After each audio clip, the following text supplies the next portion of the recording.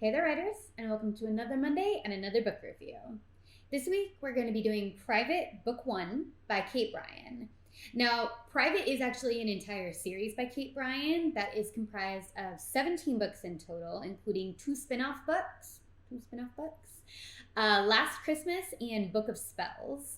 There is also a spin-off series, the Privilege series, that has 5 books on its own, so I'll probably be doing that one too. But I did just rereading Private Book 1. So that is where the majority of my fresh knowledge is, and that is where we're going to start because a lot of my opinions don't really change throughout the series. A lot of my opinions are pretty much set by Book 1 and then kind of just keep contributing to my original opinions throughout the series. So Private, Book 1 by Kate Bryan, has a 3.5 rating on Amazon and a 3.7 rating on Goodreads, which is actually a little low for the ratings. Most of the books rate around 4s throughout the rest of the series, the other 16 odd books. So the initial book is actually the lowest rated of the series, which I find kind of interesting. I'm not really sure what to make of it, but I do find it interesting. So with me, I am actually pretty on par. I have very love-hate feelings for this book. So my rating for Private is a 3 out of 5 stars, and I'll tell you why. The 2 things that I love the most about the book is, in the series in general, is Kate Bryan's talent with descriptive narrative. I live for Kate Bryan's descriptive narrative. Like, if there wasn't an issue with the MC, I would read Kate Bryan's books all day long until the cows came home because she's bomb at narrative, guys. My other favorite thing in this series are the side characters. I'll get into in a minute. I do have a lot of problems with the main character, Reed, but I love the side characters. And honestly, the side characters are the reason I keep reading the series, rereading the series, the reason I got through the series initially. I think I read everything except for Book of Spells. Once, towards the very end of the series, slight spoilers, they introduce witchcraft to it. Like actual, we're descendants of witches and we have magical powers kind of with witchcraft.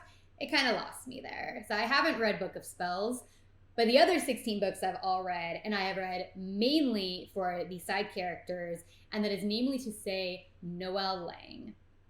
I love Noelle. I might be in love with Noelle. We don't know for sure. Reed might be in love with Noelle. We also don't know that for sure.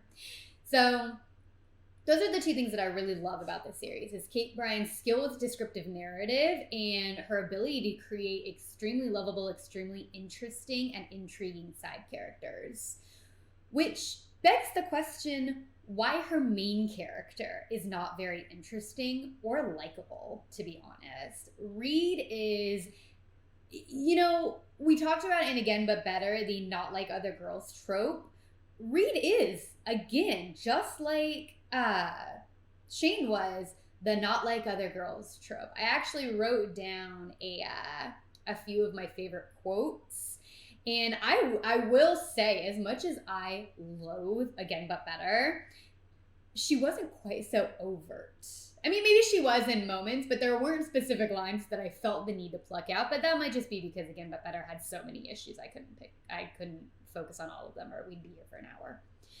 So for Private, the first of, so there's a quote. I had never had many girlfriends, or any, actually. She goes on to talk about her boyfriend. It says, plus, there was the fact that I wasn't interested in the things most girls seem to be interested in. Clothes and gossip and US Weekly. It's just such a condescending sentence about regular things that regular girls like. Like, it doesn't make you a brainless bimbo to like clothes or to like gossip or to like, magazines, to like entertainment magazines. That's the word I was looking for. And the way Reed says it is it makes it sound like they're just brainless bimbos for liking these things. And she's like, just not into it. Oh my gosh. She's so cool. She's over it.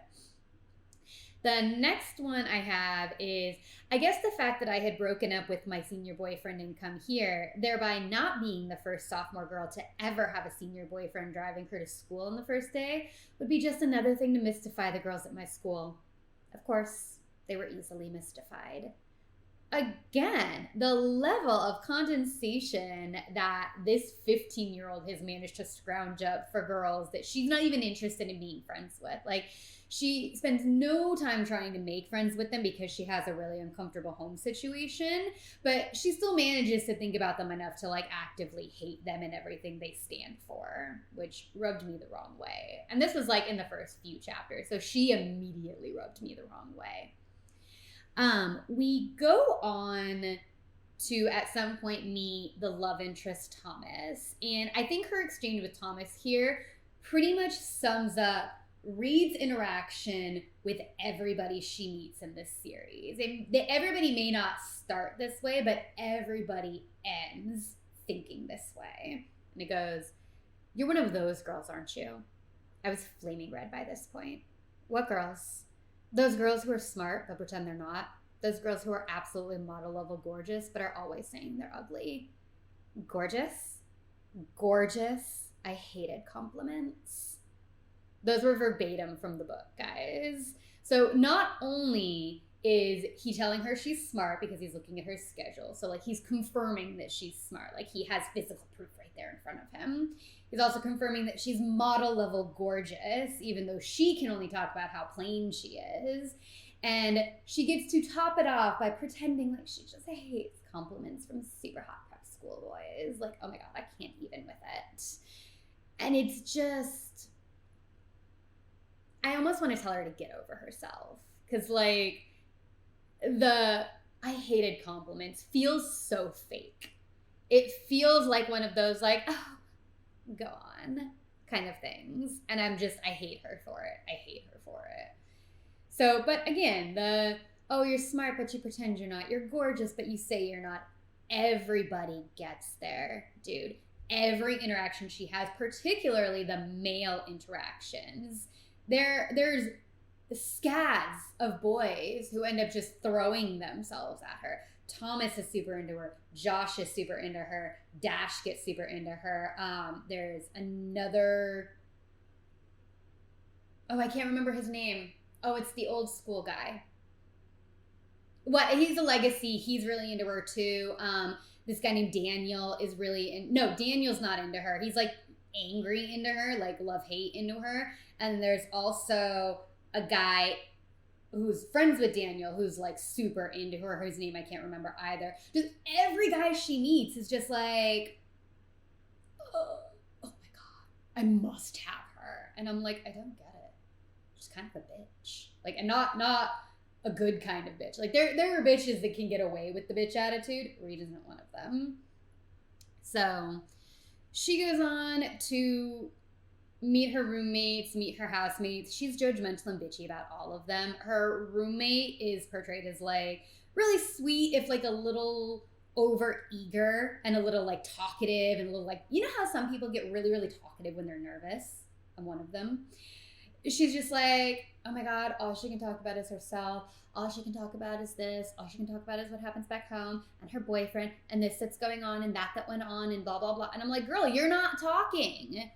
Like, she's probably trying to fill the awkward silence of you awkwardly shrugging every few seconds, but not contributing to the conversation. Go figure.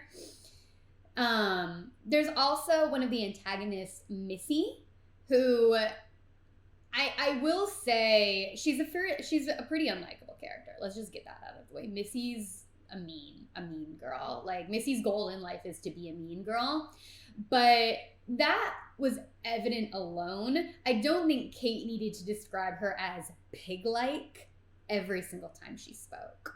I think that was a little over the top and honestly a little mean to pigs. Like, pigs are sweet. You should be nice to pigs. Missy's not a pig. Pigs are lovely. But it's that kind of thing where, like, every time Reed's narrative, like, described Missy was pig this, pig like that, pig this, pig, pig, pig, pig, pig. And I'm like, I get it, girl. You think she looks like a pig. Can we focus on something other than her looks? Maybe for, like, one sentence. Just one. And then Constance is just, oh, she's so irritating. She's so bothersome. I can't believe she wants to be friends with me. And then has the nerve to go on to say, I wasn't sure why my peers had decided to alienate me. I don't know, maybe because you're a judgmental bitch who only cares about the most popular girls on campus and can't be bothered to give the time of day to anybody, including your roommate. Maybe do some self-reflection. Read. That's my recommendation to you. So speaking of the most popular girls on campus, we are introduced to the Billings Girls. And I'm just going to say it. I love the Billings Girls. So many people, when I was reading the reviews, specifically the negative reviews, hated the desperation with which Reed referred to the Billings Girls. And I didn't have a problem with it personally. I remember high school, and I remember desperately wanting to be accepted. And I remember in high school how, for a lot of people, being accepted by the cool kids or like the popular kids was like your signal that you were accepted by like the society that was your high school. Like it was one of those signs that like you've made it. Like everybody accepts you. You're popular. And that's what it is, basically. And a lot, I won't say all, because I'm sure there'll be people who's like, I didn't feel that way.